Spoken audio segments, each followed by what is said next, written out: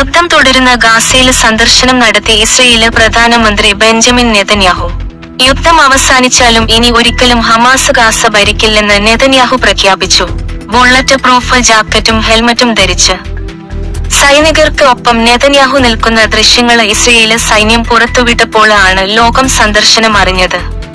ഹമാസിന്റെ സൈനിക ശേഷി ഇസ്രയേല് പൂർണ്ണമായി ഇല്ലാതാക്കിയെന്ന് നെതന്യാഹു അവകാശപ്പെട്ടു. ഹമാസ് തട്ടിക്കൊണ്ടുപോയ ബന്ദികളെ മോചിപ്പിക്കാൻ ശ്രമം തുടരും. മോചിപ്പിക്കപ്പെടുന്ന ഓരോ ബന്ദികൾക്കും $5 മില്യൺ, ഏകദേശം 42 കോടി രൂപ വീതം നൽകും. ഹമാസിന്റെ പിടിയിലിരിക്കുന്ന ഇസ്രായേലികളെ മോചിപ്പിക്കാൻ സഹായിക്കുന്നവർക്ക് യുദ്ധത്തിൽ തകർന്ന ഫലസ്തീൻ പ്രദേശത്ത് നിന്ന് രക്ഷപ്പെടാനുള്ള വഴി നൽകുമെന്നും നെതന്യാഹു പറഞ്ഞു.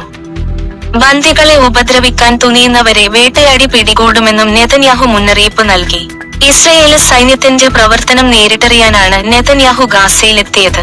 പ്രതിരോധ മന്ത്രിയും സൈനിക മേധാവിയും അദ്ദേഹത്തോടൊപ്പം ഉണ്ടായിരുന്നു. അതീവ രഹസ്യമായി ആയിരുന്നു സന്ദർശനം.